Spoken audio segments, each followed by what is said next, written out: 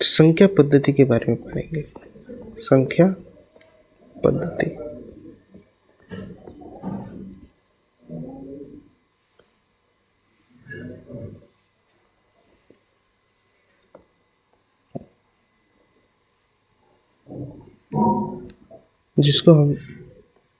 जिसको हम इंग्लिश में नंबर सिस्टम के नाम से भी जानते हैं। Number system.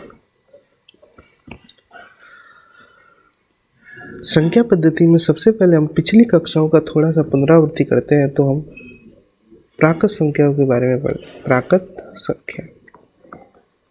प्राकृत संख्या जिसको हम इंग्लिश में नेचुरल नंबर के नाम से भी जानते हैं। Natural number.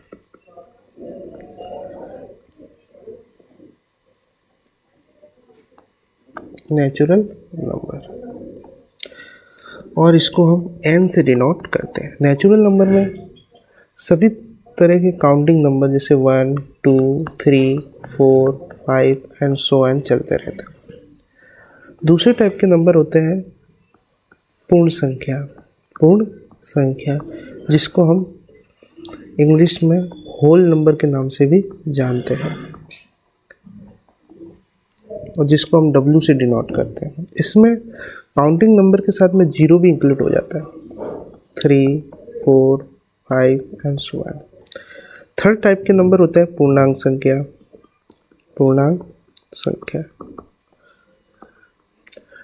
संख्या में जिसको हम इंग्लिश में इंटीजर नंबर के नाम से भी जानते हैं। इंटीजर्स नंबर जिसको हम जेड से डिनोट करते हैं। अब जेड ये एक जर्मन भाषा से लिया गया शब्द है। जर्मन भाषा से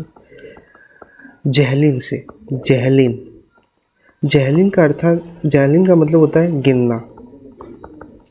तो ये जर्मन भाषा का शब्द है, इसलिए इसको जेड से डिनोट करते हैं। अब इसमें पूर्ण संख्या तो आती ही है 1, 2, 3, 4, 5 और साथ में नेगेटिव नंबर भी आते हैं -3, -4 एंड सो ऑन। तो ये दोनों तरफ अग्रसर होते हैं, पॉजिटिव की तरफ भी और नेगेटिव की तरफ भी। तो ये पूर्णांक संख्या होती है। अब थोड़ा सा हम ये देखते हैं कि जैसे नेचुरल नंबर है, तो नेचुरल नंबर सभी पूर्णांक संख्या है। हाँ है, क्योंकि सभी पूर्णांक में नेचुरल नंबर आते हैं। लेकिन सभी पूर्णांक संख्या नेचुरल नंबर है नहीं है, क्योंकि माइनस के नंबर नेचुरल नंबर में नहीं आते। तो इसका थोड़ा स्टेटमेंट हमको याद रखना चाहिए। तो सभी पूर्णांक संख्या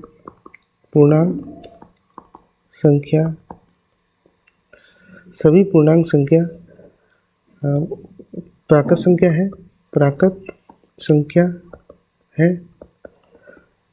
तो आप बता सकते हो कि सभी पूर्णांक संख्या प्राकृत संख्या नहीं है,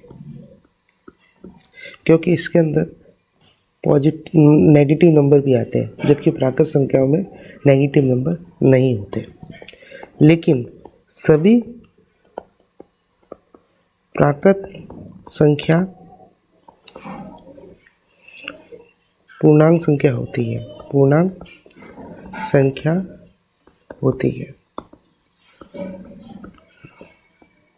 क्लियर?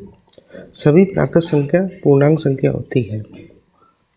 इसी तरह पूर्ण संख्या के बारे में भी हम ऐसा कह सकते हैं कि सभी पूर्णांक संख्या है, लेकिन सभी पूर्ण संख्या नहीं है। अब इसके बाद हम पढ़ेंगे परिमेय संख्या।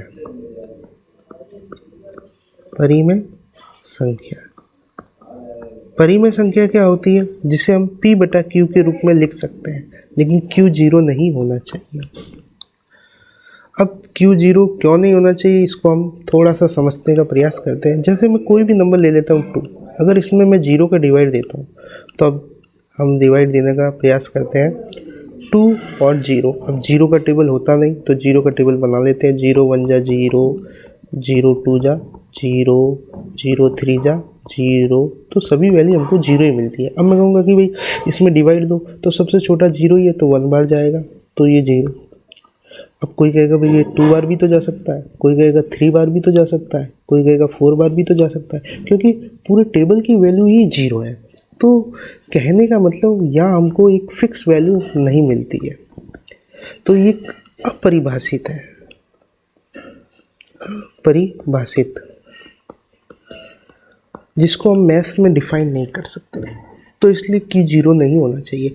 अब मैं कहता हूँ कि भाई 2 है, ये परिमेय संख्या है या नहीं? हाँ है, क्योंकि इसके डिनोमिनेटर में हम 1 लगा सकते हैं, तो सबके नीचे हम 1 लगा सकते हैं। तो कहने का मतलब 0 भी एक परिमेय संख्या है, 0 के नीचे भी हम 1 लगा सकते हैं, क्योंकि क्यू 0 नहीं होना चाहिए, पी 0 होगा चलेगा। अब इस सिचुएशन में हम ये कह सकते हैं कि सभी पूर्णांक संख्या परिमेय संख्या होती है, परिमेय संख्या होती है। ये बच्चों ट्रू और फॉल्स में आ सकता है, इसलिए हमको थोड़ा स्टेटमेंट का भी ध्यान रखना चाहिए। ओके, अब परिमेय संख्या के बारे में और अपन डिटेल में पढ़ते हैं। परिमेय संख्या, जैसे अगर मैं नंबर लाइन में इसको रिप्रेजेंट करूँ तो सभी पूर्णांक संख्या परिमेय संख्या होती है। तो जैसे मैं 1 ले लेता हूँ और 2 ले लेता हूँ, तो इसके बीच में कितनी परिमेय संख्या आएगी? तो थोड़ा हम अब 1 और 2 इसके बीच में अगर मैं लेता हूँ तो 3/2 भी एक परिमेय संख्या है। अब 1 और 3/2 के बीच में लेता हूँ तो एक 5/4 भी एक परिमेय संख्या है। 3/2 और 2 के बीच में लेता हूँ तो 7/4 भी एक परिमेय संख्या है। तो कहने का मतलब 1 और 2 के बीच में अपरिमित परिमेय संख्या होती है, जिसको हम गिन नहीं सकते, इनफाइनाइट। कोई भी दो परिमेय संख्याओं के बीच में कितनी भी परिमेय संख्या हो सकती है, जिसको हम गिन नहीं सकते। समझ में आया बच्चों? अब देखिए, इसमें जैसे अगर आप कितनी भी परिमेय संख्या निकाल सकते हैं।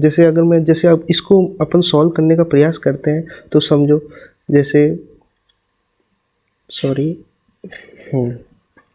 जैसे 2 और 3 के बीच में 4 परिमेय संख्या हमको निकालनी है। तो 4 परिमेय संख्या निकालेंगे तो इसका एवरेज मेथड है, जैसे इसको और इसको ऐड कर दूं और 2 का डिवाइड दे दूं, तो ये हो जाएगा 5/2, यानी कि 2 और 3 के बीच में 5/2 आया। अब ये एक परिमेय संख्या निकली। अब दूसरी परिमेय संख्या या तो इसके बीच में निकालेंगे या इसके बीच में निकालेंगे, तो 2 + 5/2 और इसको 2 का डिवाइड देंगे,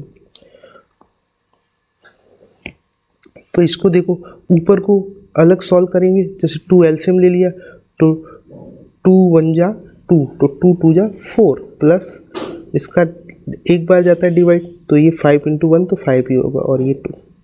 अब इसको हम इससे मल्टीपल कर देंगे तो ये हो जाएगा 9/4। तो 2 9/4 और 5/2 और 3, तो ये 2 और 5/2 के बीच में ये डिजिट आई। अब हम इसके बीच में भी निकाल सकते, इसके बीच में भी निकाल सकते, इसके बीच, तो आपके पास 3 ऑप्शन है। तो हर एक स्टूडेंट अलग अलग तरीके से निकालेगा तो उनके आंसर डिफरेंट आ सकते हैं। तो वो अब पीछे वो आंसर शीट देखेंगे तो हमारा तो आंसर आ ही नहीं। ये बच्चों आंसर सही है, क्योंकि मैंने अभी बताया था कि 2 और 3 के बीच में कितनी भी परिमेय संख्या हो सकती है और आपका आंसर डिफरेंट आ सकता है। तो ये आंसर गलत नहीं होते, बस आपकी कैलकुलेशन सही होनी चाहिए। आई होप आपको ये वीडियो पसंद आया होगा। अगर ये वीडियो पसंद आया हो तो शेयर ज़रूर कीजिएगा, और हम आगे भी और इस तरह के वीडियो लाते रहेंगे। धन्यवाद।